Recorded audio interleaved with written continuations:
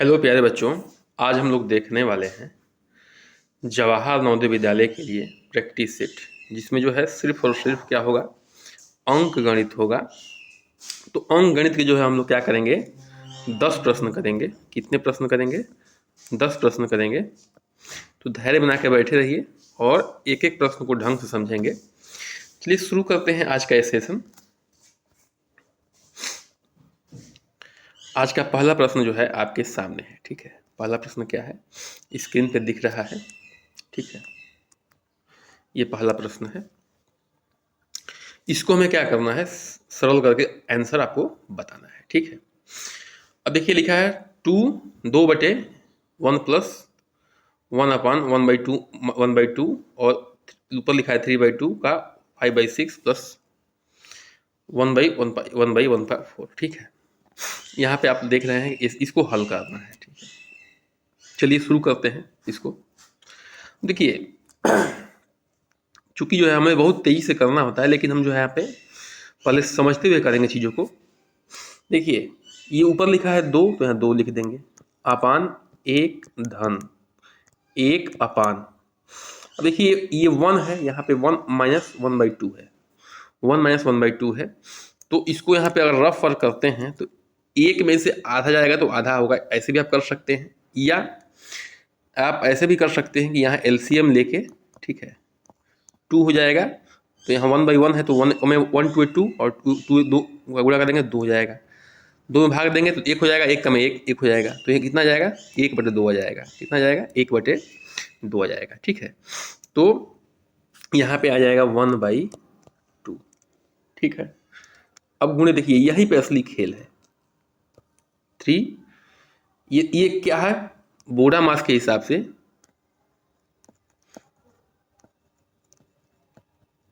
या का को पहले काटिए ता पीछे 2 भाग, गुणा करो धन जोड़ के ऋण को दिए घटाए। इसको जो है इसके हिसाब से भी का की क्रिया जो है पहले करेंगे या आफ की क्रिया पहले करेंगे। ये जो है स्क्रीन पे आपको दिख रहा है, ये आफ है या का है, तो का की क्रिया पहले करेंगे। तो कर लेते हैं इसको, ठीक है। तो का की क्रिया में क्या होगा, का मतलब क्या होता है, गुणा ही होता है। का मतलब गुणा ही होता है, लेकिन इसको भाग से पहले करना होता है, ठीक है। भाग से पहले करना होता है। तो यहाँ से देखिए 3 1 3, 3 2 6, यानी कि 2 बार में कट जाएगा। अभी कितना हो जाएगा, ऊपर का ऊपर गुणा 5 5 का में 5 और 2 दूनी का 4। और ये देखिए भाग है, क्या है, भाग है, क्या है, भाग है। तो भाग का किस में कन्वर्ट करेंगे, गुणा में कन्वर्ट कर देंगे। और ये हो जाएगा 4 का में 4, 5/4 ये हो जाएगा। इसको हम देखें तो ये है 5/4। तो इसको हम भाग गुणा पे कर रहे हैं तो क्या करेंगे, इसको चेंज कर देंगे, उलट देंगे। दाहिने साइड लोग क्या कर लेते हैं, उलट देते हैं, तो 4/5 हो जाएगा ये। तो आशा यहाँ बातें समझ में आपको ये आ रही होगी, ठीक है। अब यहाँ से देखिए, यहाँ से समझने वाली बात है, हमको क्या करना है, कैंसिल करना है, ठीक है। तो यहाँ से 5 से 5 कैंसिल हो गया और 4 से 4 कैंसिल हो गया, ठीक ठीक। ये 2 जो है कहाँ चला जाएगा, ऊपर चला जाएगा, ठीक है, ऊपर चला जाएगा। तो यहाँ पे क्या हो जाएगा, 2/1 + 2 हो जाएगा। गुणते ये कट के कैंसिल हो गया, यहाँ पे 3 खाली बचेगा, ये 3 बचेगा सिर्फ और सिर्फ। अब देखिए यहाँ पे क्या हो जाएगा, 2/3 × 3, तो 3 से 3 क्या हो जाएगा, कैंसिल हो जाएगा। आंसर क्या आ जाएगा, 2 आ जाएगा। तो आपका जो है डी ऑप्शन क्या हो जाएगा, सही हो जाएगा। तो आशा है कि बातें समझ में आ रही होंगी। देखिए सबसे पहले जो है यहाँ पे ध्यान देने वाली जो बात थी वो थी, यहाँ पे जो समझने वाली सबसे बड़ी बात थी, उसको हम लोग देख लेते हैं। समझने वाली बात थी वो थी यहाँ हाफ 1 में से 1/2 जाएगा तो 1/2 ही आएगा। हमने यहाँ करके दिखा भी दिया है एलसीएम लेके। फिर यहाँ पे बोरा मास का यूज करना है, पहले का की क्रिया करना है, ना कि भाग का, ठीक है। बोरा मास का प्रयोग करना है, या का को पहले काटिए ता पीछे 2 भाग, गुणा करो धन जोड़ के ऋण को दियो घटाए। पहले इसकी क्रिया करनी है, इसके बाद भाग की क्रिया करनी है। अगर का नहीं होता तो पहले भाग वाली क्रिया करते, यही मेन समझना है, यही आप गलती कर बैठेंगे, ठीक है। उसके बाद जो है यहाँ पे जो ये इसको करने के बाद जो है क्या आया था, ये आया था हमारा, ठीक है। इसके बाद क्या करना है, भाग वाले को इसको चेंज करना है। कभी भी सही के फॉर्म में लिखा है तो उसको जो है बटे के फॉर्म में चेंज करके और दाहिनी वाली साइड को भाग में उलट देते हैं और गुणा का चिन्ह बना लेते हैं। इतना आप जानते होंगे। तो उसके बाद जो है कैंसिल कर लेना है और आपके सामने उत्तर 2 आ जाएगा। आगे बढ़ते हैं। अब हम लोग करते हैं प्रश्न संख्या 2 को। किसको करते हैं? प्रश्न संख्या 2 को करते हैं। आपके सामने दिया हुआ है, लिख रहा है प्रथम 4 अभाज्य संख्याओं का योग है। ठीक है, क्या लिखा है? लिखा है प्रथम 4 अभाज्य संख्याओं का योग है। अभाज्य संख्याएं क्या होती हैं, पहले ये समझिए। अभाज्य संख्याएं वो होती हैं जो सिर्फ और सिर्फ 1 से डिवाइड होती हैं या अपने आप से, 1 से या अपने आप से ये डिवाइड होती हैं, उसी को अभाज्य संख्याएं कहती हैं। अभाज्य संख्याएं शुरू कहाँ से होती हैं? 2 है, फिर 3 है, 4 नहीं होगा, क्यों? क्योंकि 4 2 से भी कट जाएगा, 1 से भी कट जाएगा, 4 से भी कट जाएगा। 5 है, 6 नहीं होगा क्योंकि 6 3 से भी कट जाएगा, 2 से भी कट जाएगा, 1 से कट जाएगा, 6 से कट जाएगा। क्या है? 7 है। क्या है? 7 है। ठीक है, 7 जो है 1 से कटेगा और अपने आप से कटेगा। तो जो देख रहे हैं आप, यहाँ पे देख सकते हैं, जो भी संख्याएं देख रहे हैं वो जो है अपने से कटती है और 1 से कटती है। एक अपने से कटती है, 1 से कटती है, अपने से कटती है, 1 से कटती है। तो इन्हीं जो है शुरुआती 4 अभाज्य संख्याओं को जोड़ना है। तो 2 3 ये 2 और 3 5 हो जाएगा, 5 5 10 हो जाएगा, 10 7 17 हो जाएगा। क्या हो जाएगा? 17 हो जाएगा। तो आंसर जो है आपका क्या हो जाएगा? डी ऑप्शन हो जाएगा। आंसर क्या हो जाएगा? D option. आगे बढ़ते हैं, प्रश्न संख्या 3 पे आते हैं। किस पे आते हैं? प्रश्न संख्या 3 पे आते हैं। आसान सा प्रश्न, बस आपको समझना है ध्यान से थोड़ा। ठीक है, प्रश्न संख्या 3 पे हम लोग आ गए। देखिए, 4 दर्जन केलों का दाम जो है 24 रुपया है। तो 150 केलों का दाम पूछ रहा है। ध्यान रखिए, यहाँ पे दर्जन में दिया है। क्या दिया है? दर्जन में। यहाँ पे किस में दिया है? केलों में दिया है, यानी कि एक एक गिन के दिया है। ठीक है, तो पहले 4 दर्जन केले को जो है किसमें कन्वर्ट कर लेना है हमको? पूर्ण रूप से केला में कन्वर्ट कर लेना है। तो देखिए, एक दर्जन में जो है कितना केला होता है? एक दर्जन में जो है होते हैं वो 12 केले होते हैं। तो 4 दर्जन में कितने होंगे? तो क्या हो जाएगा? 12 गुणे 4 48 केले हो जाएंगे। होंगे कि नहीं बताइए? जब एक दर्जन में 4 केले हैं, एक दर्जन में 12 केले हैं, तो 4 दर्जन में 12 गुणे 4 12 चौक 48 केले हो जाएंगे। ठीक है, अब जो है 48 किलो का दाम जो है कितना रुपया है? 48 किलो का दाम जो है 24 रुपया है। 48 किलो का दाम 24 रुपया है। ठीक है, 48 केले का दाम मूल्य जो है, यूनिटरी मेथड लगा देंगे, केले का मूल्य जो है कितना है बताइए? 24 रुपया। तो एक केले का मूल्य कितना होगा बताइए? एक केले का मूल्य 24/48 हो जाएगा। 24 के 24, 24 दूनी का 48, 1/2 रुपया। 1/2 का मतलब होता है 0.5 रुपया, यानी कि 50 पैसा। एक केले का मूल्य 50 पैसा है। तो 150 केले का मूल्य आप नहीं निकाल लेंगे? बिल्कुल निकाल लेंगे। 150 में गुणे 1/2 कर लीजिए या 50 पैसा से गुणा कर दीजिए, एक ही बात है। आ जाएगा, 2 से कटेगा तो ये कितना आ जाएगा? 75 आ जाएगा। 75 रुपया। किसी भी संख्या में 2 से भाग देंगे तो वह क्या करता है? वह किसी भी संख्या को आधा कर देता है। क्या कर देता है? आधा कर देता है। 3 से भाग देंगे तो 1/3 कर देगा। 4 से भाग देंगे तो उसका 1/4 कर देगा। ये समझने वाली बात है। तो 2 से भाग दिया मतलब संख्या को आधा कर दिया, तो 150 का आधा कितना हो गया? 75 हो गया। आशा है बातें समझ में आ रही होंगी। तो देखिए, यहाँ पे अब समझने वाली बात है क्या, कि यहाँ पे देख सकते हैं केलों का दाम जो पहले केला दर्जन में दिया है।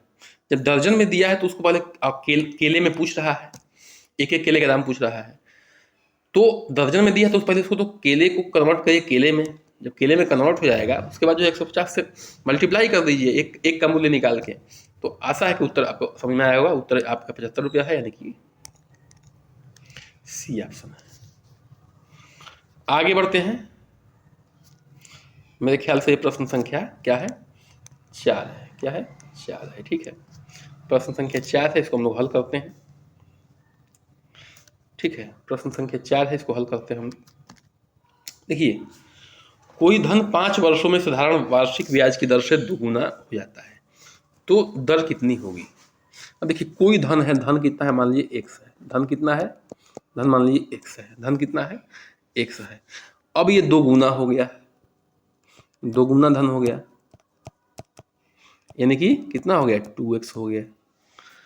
अब तो 2x हो गया भैया, तो ये धन x जमा किए थे, 2x हो गया, तो ब्याज कितना हुआ? ब्याज कितना हुआ बताइए? ब्याज बराबर हो गया 2x माइनस एक्स, यानी कि x, ये क्या है? ये तो मिश्रधन है ना आपका, ये क्या है? मिश्रधन है। धन प्लस ब्याज यानी कि मिश्रधन है, तो 2x में से x घटेगा तो कितना हो जाएगा? x क्या हो जाएगा? x हो जाएगा आपका ब्याज।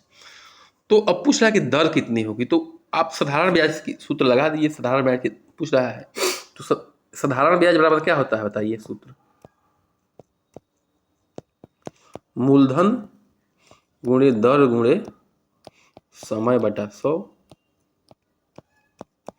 होता है कि नहीं होता है? ठीक है, तो कुछ नहीं करना है, यहाँ पे जो है वैल्यू पुट कर देना है। ठीक है, साधारण ब्याज कितना है? साधारण ब्याज आप देख सकते हैं x आया है, x आया है। मूलधन भी कितना जमा किए थे? x ही जमा किए थे। दर निकालना है, ठीक है। 5 वर्ष समय दिया हुआ है आपका, अपान 100। तो देखिए ये जो है x से x कैंसिल हो जाएगा। क्या हो जाएगा? ये x से x कैंसिल हो जाएगा, 100 चला जाएगा इधर, तो यहाँ कर लेते हैं। 100 चला जाएगा इधर, भागे 5 जो हो जाएगा, और इधर दर हो जाएगा।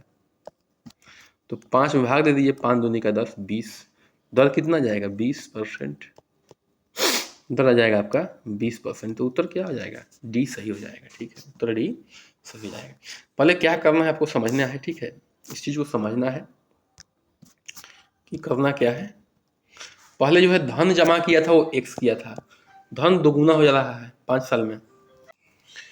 इसके बाद करना क्या है, जो धन क्या हो जा रहा है? दोगुना हो जा रहा है, माने कि मिश्रधन जो है आपका 2x हो गया। तो ब्याज कैसे निकलेगा? मिश्रधन माइनस जो आपका मूलधन है, ठीक है। तो ब्याज कितना हो गया? x हो गया। फिर आपने सूत्र लिख दिया, साधारण ब्याज बराबर मूलधन गुणे दर गुणे समय बटा 100। ये क्या हो गया आपका? ये आपका सूत्र हो गया। सूत्र में हमने जो x साधारण ब्याज रख दिया, फिर मूलधन रख दिया, फिर दर है, फिर समय है, प्लस 100 है। तो x से x कट जाएगा, ये कैंसिल हो गया, और फिर जो है दर हम लोग यहाँ से दर हम लोग क्या कर लिए? निकाल लिए। तो आशा है कि आसानी से समझ में आ रही होंगी बातें। आगे बढ़ते हैं, प्रश्न संख्या 27 पे आते हैं। थोड़ा सा ये ट्रिकी क्वेश्चन अगर समझ गए तो आसानी से जो है ये भी हल हो जाएगा आपका। ठीक है, अब देखिए ये प्रश्न संख्या शायद 5 है, 6 है, जो भी है। हमें 10 प्रश्न हमने रखा है, तो 10 प्रश्न करेंगे। ठीक है, नंबरिंग पे ध्यान मत दीजिए। 27 पेन का विक्रय मूल्य जो है 30 पेन के क्रय मूल्य के तुल्य है। अब देखिए तो कितने प्रतिशत का लाभ या हानि होगा? अब यहाँ पे आप साफ साफ आपको दिख रहा है कि लाभ ही होगा। देखिए मान लीजिए 30 पेन खरीदा होगा, लेकिन 27 पेन बेच रहा है, तो 30 पेन का मूल्य निकल जा रहा है। ये समझिए बात, 27 पेन जब बेच रहा है तो 30 पेन का मूल्य जो है अपने आप निकल जा रहा है। बात समझ लेंगे? समझ रहे हैं? तो कितने प्रतिशत का लाभ होगा? तो देखिए मतलब कि 30 पेन का मूल्य निकल जा रहा है 27 पेन बेचने के बाद, ये समझना है बात को। तो कितने पेन का फायदा हो रहा है? लाभ कितने पेन का लाभ कितने पेन का हो रहा है? तो 30 माइनस 27, 3 पेन का क्या हो रहा है? उसको लाभ हो रहा है। 3 पेन का क्या हो रहा है? लाभ हो रहा है। कितने पेन बेचने पे? तो लाभ प्रतिशत निकलेगा, कैसे निकलेगा बताइए? लाभ प्रतिशत कैसे निकलता है? निकलता है बराबर लाभ अपान क्रय मूल्य अगुणे 100। तो लाभ कितना है बताइए? लाभ कितना हो रहा है? 3 का हो रहा है। कितने पेन बेचने पे? 27 बेचने पे, अगुणे 100। तो 3 9 27, 9 हो गया ये। ठीक है, 9 से भाग कर दिए, 9 कम में 9, ऊपर सूत्र 1 0, 9 कम में 9, 1 अपान 9, तो हो जाएगा 11 सही 1/9%। ये उत्तर हो जाएगा आपका। इसको एक बार डिटेल में हम लोग फिर से देख लेते हैं, समझने वाली बात है।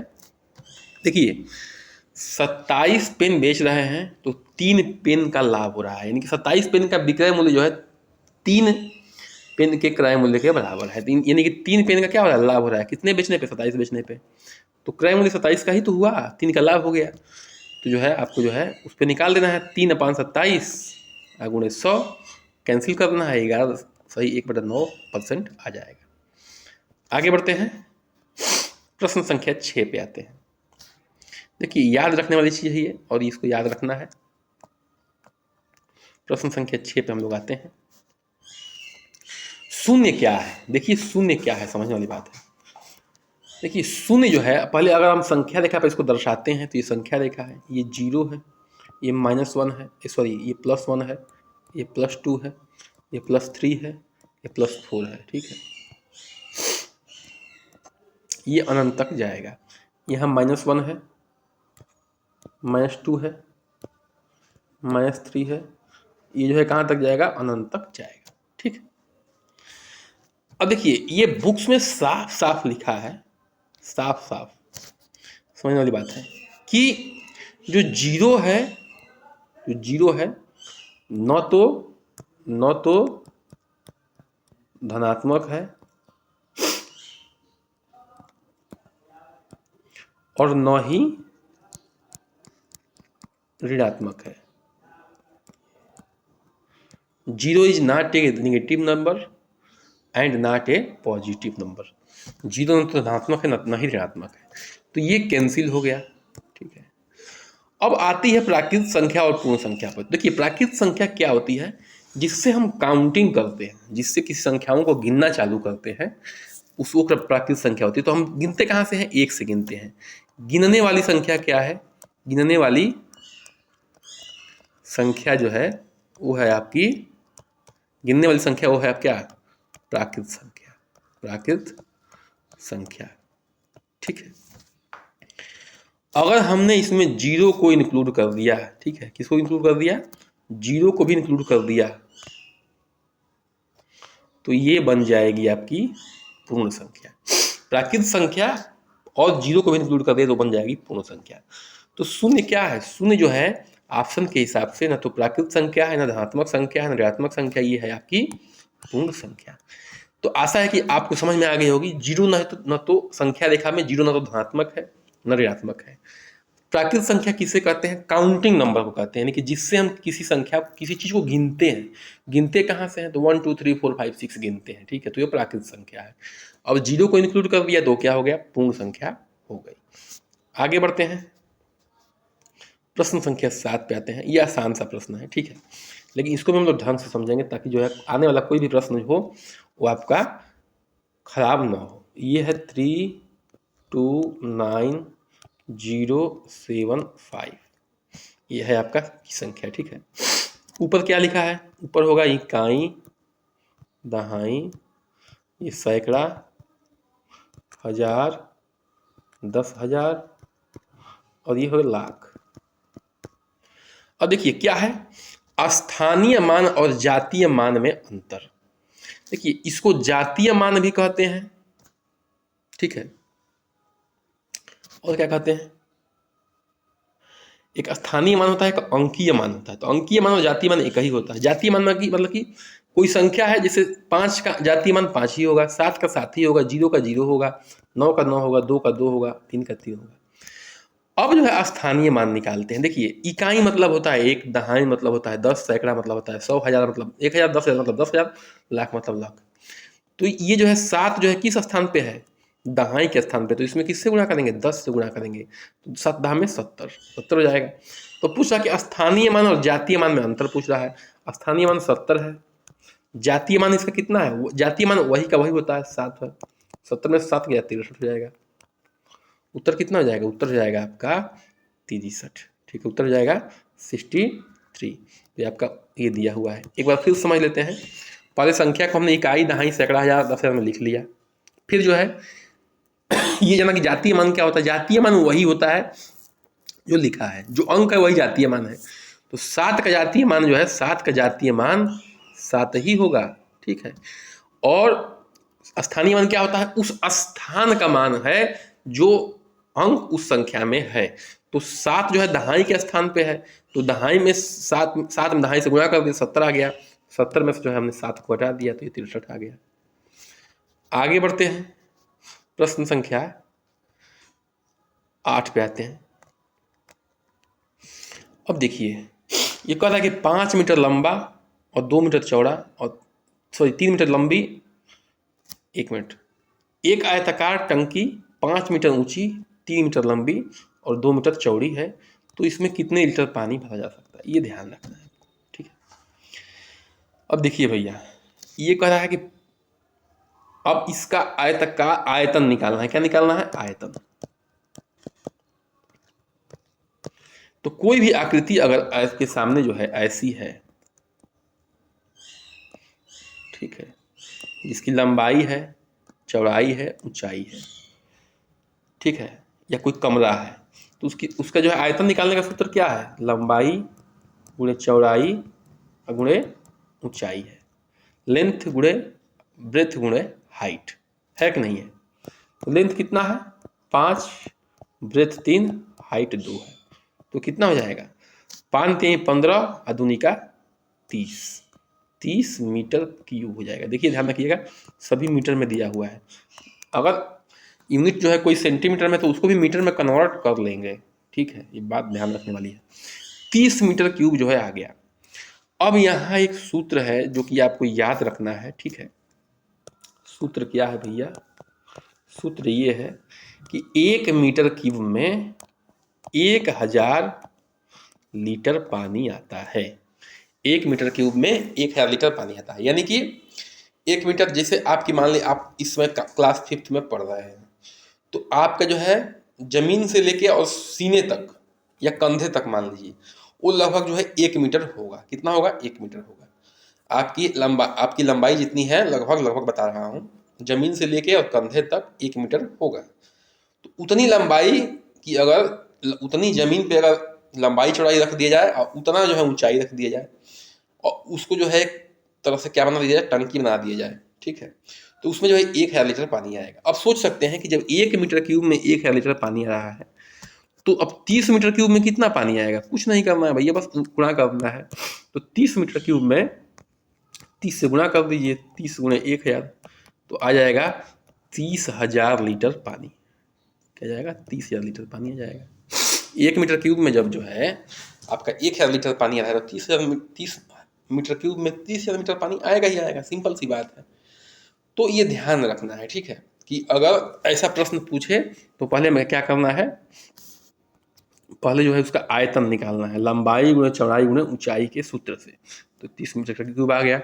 उसके बाद क्या करना है? उसके बाद ये करना है कि ये सूत्र लगा देना है, ठीक है, सूत्र लगाना है। उसके बाद जो है जो भी आपका ये आयतन आया है उसमें पूछ रहा है, तो उसमें आपको यहाँ गुणा करके उत्तर निकालना है। तो उत्तर कौन सा हो जाएगा? आपका बी ऑप्शन। आगे बढ़ते हैं और प्रश्न संख्या आपके 9 पे आते हैं, ठीक है। प्रश्न संख्या 9 पे आते हैं। यदि किसी संख्या और उसके 3/5 भाग का अंतर 40 है, तो संख्या ज्ञात कीजिए। मान की संख्या क्या है? मान लीजिए संख्या जो है आपका x है, इसमें संख्या मानना पड़ेगा। संख्या क्या है? x है, और उसके 3/5 भाग का अंतर, 3/5 भाग का अंतर, यानी कि अंतर मतलब क्या होता है? घटाना। क्या है? 40 है। तो वह संख्या ज्ञात कीजिए। संख्या x का मान निकालना है। तो कुछ नहीं करना है, यहाँ एलसीएम ले लीजिए, 5 हो गया।